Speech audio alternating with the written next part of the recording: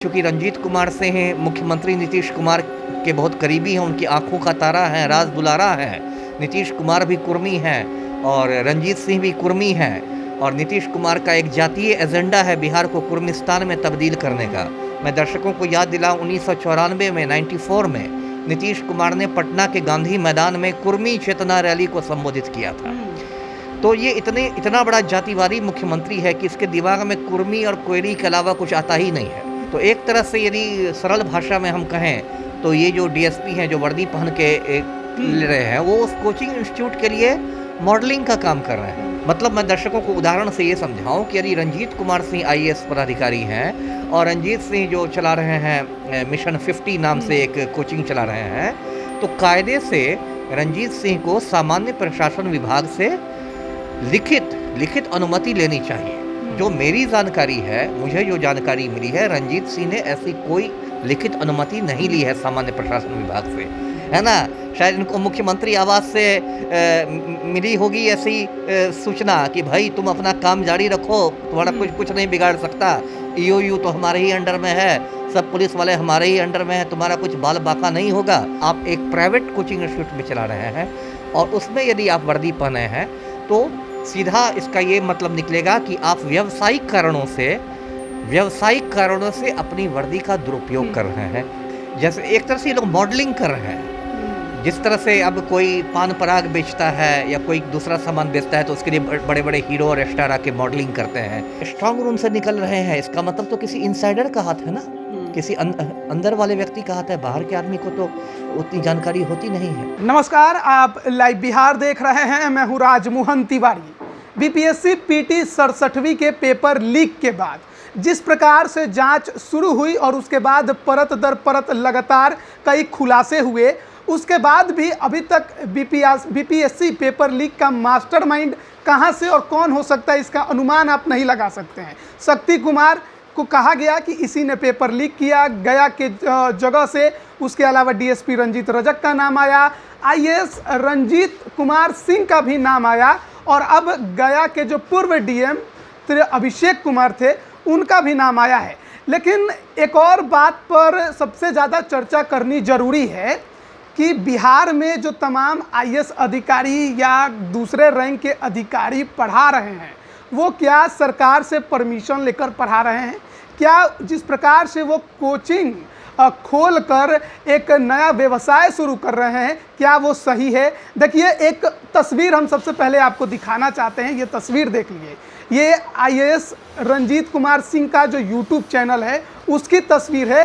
वर्दी में आपको 2 डीएसपी पढ़ाते नजर आएंगे, बीपीएससी की ये तैयारी कराते हैं। सवाल तमाम जो छात्र हैं, अभ्यर्थी हैं, वो उठाते हैं कि जब एक अधिकारी कोचिंग संस्थान चलाएगा तो क्या वो अपने कोचिंग को ऊपर दिखाने के लिए भ्रष्टाचार नहीं करेगा?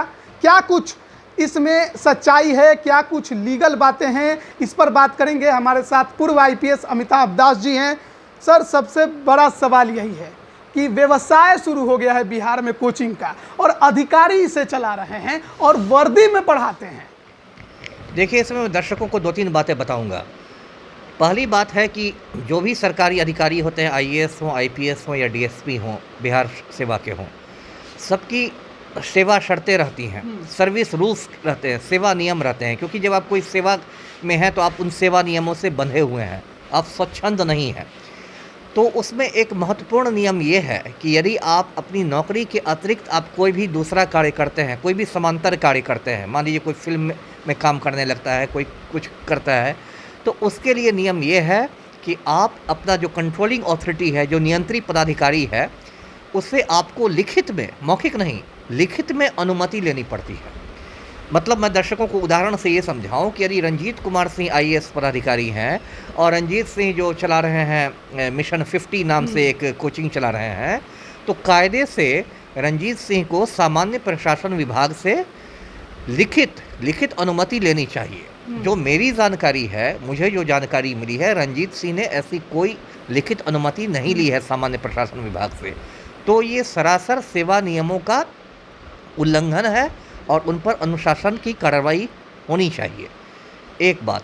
दूसरी बात, आपने कहा कि वर्दी में पढ़ाने की बात, तो देखिए हम लोग भी जब ट्रेनिंग करते थे आईपीएस की ट्रेनिंग नेशनल पुलिस एकेडमी में करते थे, तो हमारे भी जो सीनियर्स थे वो वर्दी में पढ़ाते थे, लेकिन वो सरकारी संस्था थी। इसलिए जब सरकारी संस्था है और उसमें सीनियर पुलिस ऑफिसर पढ़ा रहे हैं और वो वर्दी में पढ़ा रहे हैं, तो वो कोई गलत नहीं है।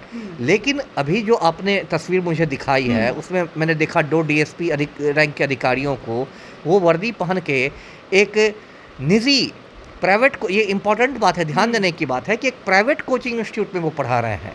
तो ये तो मैं सरासर वर्दी का दुरुपयोग मानूंगा, क्योंकि आप वो किसी सरकारी प्लेटफॉर्म पर नहीं है, किसी सरकारी प्रशिक्षण संस्था में भी नहीं है। ऐसा नहीं कि आप किसी पुलिस अकादमी में आप क्लास ले रहे हैं, आप एक प्राइवेट कोचिंग इंस्टीट्यूट में चला रहे हैं, और उसमें यदि आप वर्दी पहने हैं तो सीधा इसका ये मतलब निकलेगा कि आप व्यावसायिक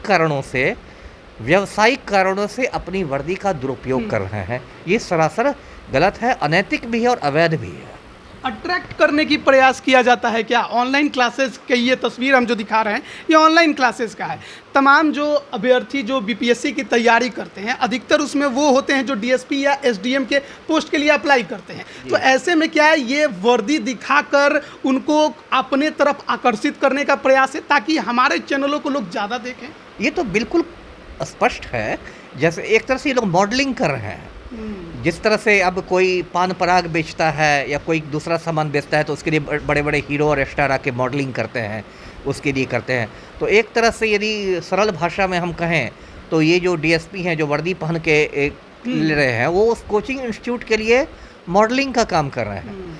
तो ये बिल्कुल गलत है, क्योंकि आपको जो वर्दी दी गई थी वो दी गई है वो जनसेवा के लिए है, और उसकी कुछ गरिमा होती है ना। आप मान लीजिए आपका शादी का कोई समारोह है, घर पर कोई समारोह है, उसमें आप वर्दी पहन के नाचने लगे, तो ये तो गलत है। तो इसलिए इस तरह से जो हो रहा है, लेकिन मैं अब क्या कहूँ, यहाँ तो बिहार में बिल्कुल अराजक स्थिति है ना। यही मैं कहूँगा कि एनार्की है।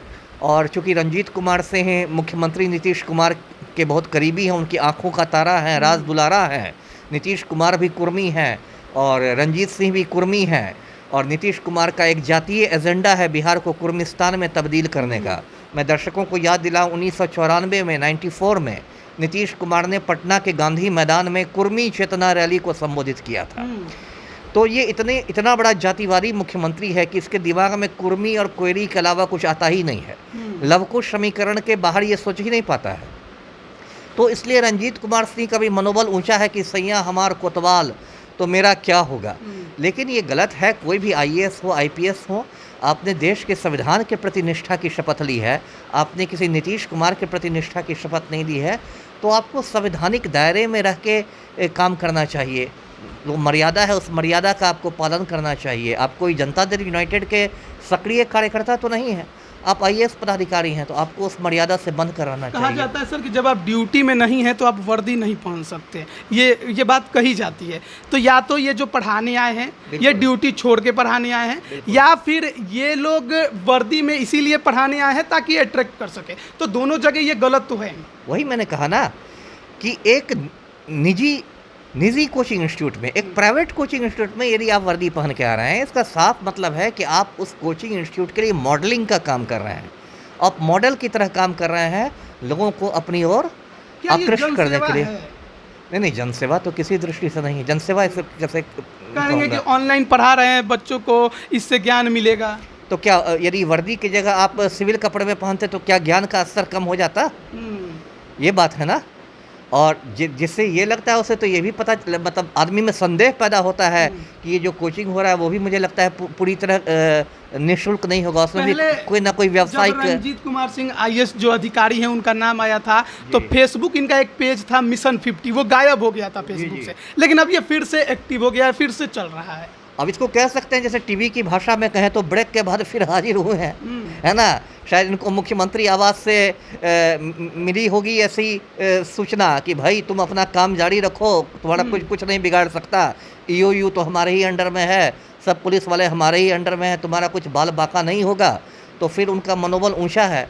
लेकिन जो कुछ हो रहा है ये बिहार के लिए बहुत दुर्भाग्यपूर्ण है। दो जी। आईएएस अधिकारियों का नाम बीपीएससी पेपर लीक में सामने आया। जी। आरोप लगे ना लगे लेकिन सामने तो आया है। जी। एक आईएएस रंजीत कुमार सिंह और दूसरे गया के पूर्व डीएम अभिषेक कुमार, जी। दोनों के दोनों प्रतिनियुक्ति पर बिहार आए। बिल्कुल। और ऐसे में जो गया के डीएम है वो तो काफी ज्यादा करप्ट आदमियों पर मेहरबान भी रहे हैं। जी, आप जो गया के डीएम थे अभिषेक सिंह नाम था, और शायद वो त्रिपुरा कैडर से आए थे और अब विरमित भी हो चुके हैं। त्रिपुरा उनको वापस भेजा गया है। हाँ, मैंने पढ़ा था कि बीपीएससी पेपर लीक में उनसे भी कुछ पूछताछ होगी, क्योंकि वहाँ जो शक्ति कुमार का कॉलेज था उस कॉलेज में उन्होंने केंद्र बना दिया था, बीपीएससी का केंद्र बना दिया था। हाँ, वही मैं कह रहा हूँ, जबकि वो उसको मान्यता भी नहीं थी। इसके बावजूद उन्होंने कुछ अतिरिक्त मेहरबानी दिखाई और शक्ति कुमार के उस जो इवनिंग कॉलेज था उसमें केंद्र बना दिया था। तो इस वजह से वो संदेह के घेरे में आए हैं। लाइसेंस भी दिलवाए शक्ति कुमार। देखिए, शक्ति कुमार की आप बात कीजिएगा तो सोशल मीडिया पर बहुत सारी तस्वीरें उसकी वायरल हुई है। जो सुशासन के बड़े बड़े शुरमा हैं, उन शुरमाओं के साथ उसकी तस्वीर वायरल हुई है। तो बिना राजनीतिक वरद हस्त के, बिना राजनीतिक संरक्षण के तो ये माफिया फलता फूलता है नहीं। अभिषेक कुमार जब गया के डीएम थे तो उनके ऊपर और भी करप्शन के कई चार्ज लगे थे। बालू अवैध खनन का चार्ज लगा, वन की जो कटाई है अवैध तरीके से उसके चार्ज लगे, आर्म्स लाइसेंस के जो आवंटन है उसके चार्जेस लगे हैं। तो आरोप तो बहुत उनके ऊपर लगे हैं। ये आरोप लगे हैं और पेड़ कटाई के, और उनकी जांच हो रही है। अब उस जांच पर मेरा कुछ अभी बोलना ठीक नहीं है। जांच होगी और जो सच्चाई है, लेकिन मैं अभी जिस संदर्भ में बोल रहा हूँ, बीपीएससी के संदर्भ में और कोचिंग के संदर्भ में, तो उसमें जो भी अभिषेक सिंह की भूमिका थी उसको तो मैं संदिग्ध ही मानूंगा। जी। और आईएएस रंजीत कुमार सिंह जो क्लास चला रहे हैं उसको आप कैसे देखते हैं? ये तो संदिग्ध से भी आगे की चीज़, ये तो परम संदिग्ध ये तो कुछ ज़्यादा ही संदिग्ध हो गया। में पढ़ाना सही है या गलत? नहीं, मैंने तो स्पष्ट कर दिया कि आप एक निजी कोचिंग इंस्टीट्यूट में वर्दी में पढ़ा रहे हैं, ये सरासर गलत है। आप किसी प्राइवेट कोचिंग इंस्टीट्यूट का ब्रांड एम्बेसडर बन रहे हैं। बहुत लोग ये भी कहेंगे कि वर्दी में जब कोई पढ़ाता है तो जो पढ़ने वाला है उसका जोश काफी हाई हो जाता है। नहीं, तब इसके अब ये तो बहुत अजीब बात है। तब वर्दी में ही नहीं, मैं तो नहीं मानता। तब आप कहिए कि अब वर्दी में पढ़ाए और पढ़ाई के दौरान हाथ में बंदूक भी रख लें, है ना, और ज़्यादा हाई हो जाएगा जोश। उसके बाद सिर्फ बंदूक ही क्यों रखे, घोड़े पर बैठ के पढ़ाए तो और ज़्यादा हो जाएगा जोश। तो इसको ये सब कहा जाए कि ये वर्दी को बेचना है? हाँ, कह सकते हैं। बेचना शब्द नहीं भी कहें, हो सकता है बेचना शब्द पर किसी को आपत्ति हो कि भाई हमने पैसे के लिए तो नहीं किया। तो यूट्यूब से तो पैसे आपको मिलते हैं। हाँ, मिलते हैं। बेचना हो गया, यदि आपको पैसे मिले तो बेचना है, और नहीं तो दुरुपयोग तो है ही है। दुरुपयोग है ही, मिसयूज तो है ही। जी। तो जो ईओयू बीपीएससी पेपर लीक की जांच कर रही है, जिस प्रकार से कई अधिकारियों के कॉपी निकलवाए जा रहे हैं, उसको आप सही दिशा में मानते हैं? देखिए, मैंने बार बार कहा है ना कि यदि बीपीएससी पेपर लीक की ईमानदारी से जांच होती है तो नीतीश कुमार बेउर जेल के भीतर होंगे। तो ईमानदारी से तो जांच हो नहीं रही है। ये छोटी मोटी मछलियों को पकड़ के लोगों को उलझा के रखा गया है। ये देखिए रणनीति है, ये रणनीति है ईओयू की कि मामले को धीरे धीरे करके ठंडा कर दो, जब पूरी तरह से ठंडा हो जाए तो चुपचाप दफन कर दो। इसी रणनीति पर काम कर रहा है। आपको भरोसा नहीं है? बिल्कुल भरोसा नहीं है। और ये भरोसा आपको कब होगा? मुझे तो अभी निकट भविष्य में कोई भरोसा होने की उम्मीद नहीं दिख रही, जब तक कोई बहुत बड़ा घड़ियाल नहीं गिरफ्तार होता है और रंजीत सिंह को ईओयू गिरफ्तार कर ले, तब मुझे कुछ भरोसा हो जाएगा कि हाँ भाई, हाँ अभी कुछ सही दिशा में बात चल रही है। लेकिन अभी ये टुटपुजिया लोगों को पकड़ पकड़ के खाना पूरी की जा रही है, इस पर तो मुझे, जिस प्रकार से सर स्ट्रांग रूम से कॉपी निकलवा ली गई और उसके बाद भी अभी भी वही सदस्य बने हुए हैं, तो ऐसे में क्या माना जाए आगे? क्या कुछ अधिकारियों का ना तबादला हो रहा है ना कुछ हो रहा है? यही तो देखिए, यही तो अराजक स्थिति है कि कुछ लोगों ने बीपीएससी को मठ बना लिया है और खुद मठाधीश बन गए हैं। अरे वो मठ थोड़े ही है, वो एक लोक सेवा आयोग है। यदि आप सरकारी अधिकारी हैं या कर्मचारी हैं, आपका वहाँ पदस्थापन हुआ है तो ठीक है, 2-3 साल बाद आपका स्थानांतरण भी होना चाहिए। अब कोई 10 साल से बैठे हुए हैं, कोई 12 साल से बैठे हैं, कोई 15 साल से बैठे हुए हैं, तो इन लोगों ने तो जो मतलब सरकारी अधिकारियों या कर्मचारियों की जो सेवा शर्तें रहती है उसका माहौल बनाया हुआ है। और यदि आपने बताया कि स्ट्रांग रूम से निकल रहे हैं, इसका मतलब तो किसी इनसाइडर का हाथ है ना, किसी अंदर वाले व्यक्ति का हाथ है। बाहर के आदमी को तो उतनी जानकारी होती नहीं है। तो अब तो देखिए, बिहार लोक सेवा आयोग की विश्वसनीयता बिल्कुल शून्य पर पहुंच गई है। अब तो लोग मजाक में लोक सेवा आयोग को लीक सेवा आयोग कहते हैं।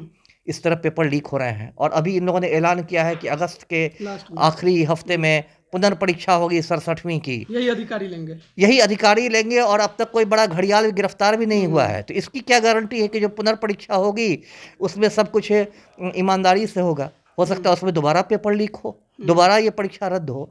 तो इन लोगों ने तो युवाओं के भविष्य के साथ बिल्कुल खिलवाड़ कर दिया है, बिहार की इज्जत नीलाम करवा दी है पूरे हिंदुस्तान में, और कुल मिलाकर कहें तो बहुत दुर्भाग्यपूर्ण स्थिति है जी। बहुत ही दुर्भाग्यपूर्ण स्थिति है बिहार में।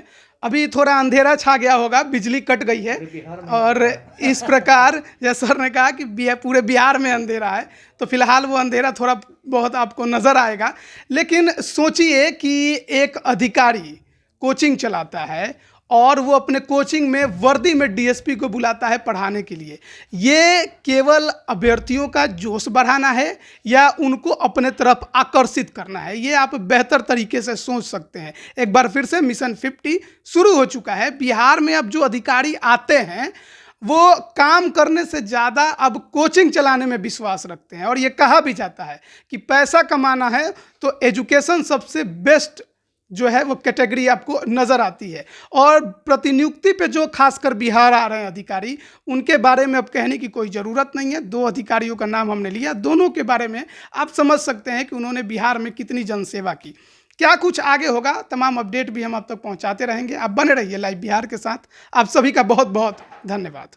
लाइव बिहार यूट्यूब पर सब्सक्राइब और फेसबुक पर लाइक ज़रूर करें।